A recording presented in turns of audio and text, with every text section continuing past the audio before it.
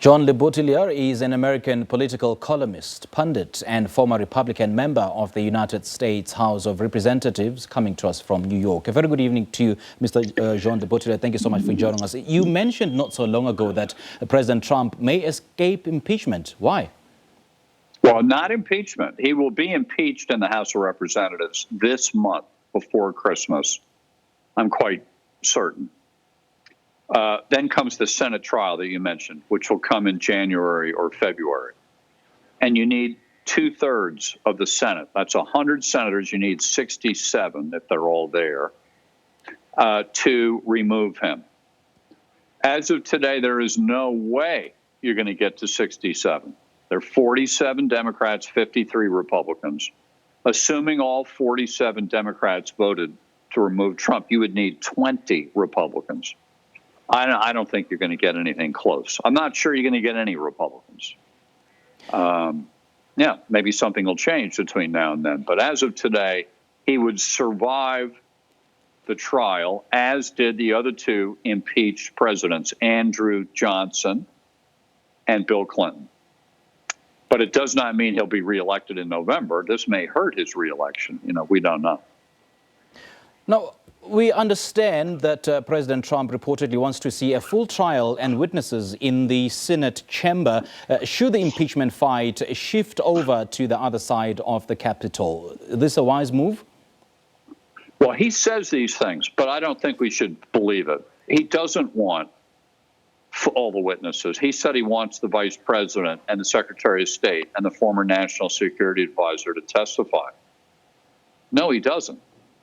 The reason they haven't testified is he won't let them testify because they will tell the truth under oath, and it's bad for Trump. He did this scheme, he dreamt it up, and he made them all go along with it. Now, if you get to a Senate trial and the Secretary of State is brought in, the former national security advisor, and put under oath on national television in front of the Senate, they're going to tell the truth, and the truth is not good for Trump. As you mentioned, this could certainly hurt his plans for a re-election. That would all depend on when the trial will be held. If he is indeed impeached, when is the trial likely to be held? Well, we don't really know. I'm assuming he gets impeached by the 24th of December. So they go home. Congress does for 2 weeks for Christmas and New Year's. They come back traditionally around the 3rd of January. They usually aren't back after that for long, and they have another recess for a lot of January. At some point in January or February, they're going to have a trial that might last, and we don't know, 2 weeks. Mitch McConnell has told his members of the Senate, be prepared. It could take 6 to 8 weeks, 6 days a week, Monday through Saturday, beginning at noon every day. So it's up in the air when it will begin and how long it will last.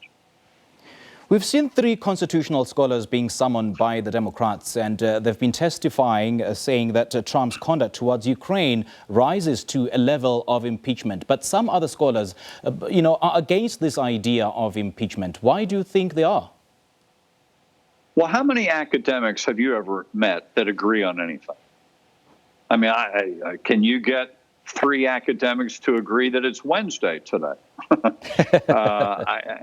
So I don't think it's surprising, And look, the Democrats did pick constitutional law scholars who would go along with their view. And the Republicans picked one, Jonathan Turley, a very prominent TV presence for 20 years here in America, who is a Republican, who said, I don't like Trump, I didn't vote for Trump, but this is too rushed and it's a slipshod case. It's not ready to be executed by the Democrats. Well, they're going to go ahead and do it anyway. So, in my view, they're going to definitely impeach him in the House, and he will not be removed in the Senate. Now, we've seen the 300-page House Intelligence Committee summary of witness testimony, and this report obviously is a roadmap towards formal articles of impeachment. Is there any way that perhaps the Trump camp would try to sidestep this? They don't have the power to. Democrats control the House. They control each committee. They control the Judiciary Committee. I believe they've already started drafting articles of impeachment on this Ukraine issue.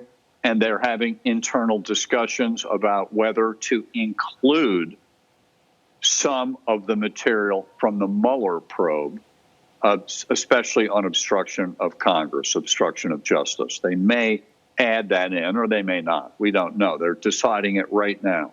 But my guess is by next week, which will be the week of the 9th of December, they will have hearings on the articles of impeachment.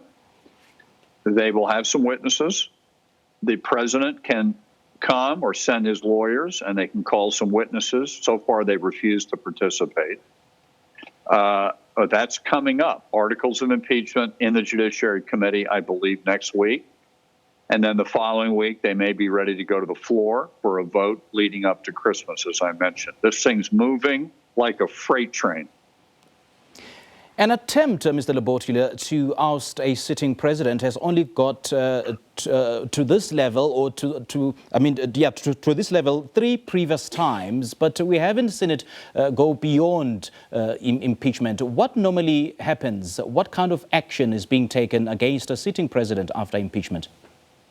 Well, we've had the 3 that you mentioned. Andrew Johnson, who came in after Lincoln was assassinated, and he was impeached really on policy, and had a Senate trial, barely escaped it, and did not run again. President Nixon had articles of impeachment in the House Judiciary Committee voted on. He was an experienced former congressman, senator, vice president, and, of course, president. He could count votes. He knew the House would impeach him. The Democrats ran both the House and the Senate. He counted up the votes in the Senate. When he saw there were 67 or more to remove him, he resigned on August 8, 1974.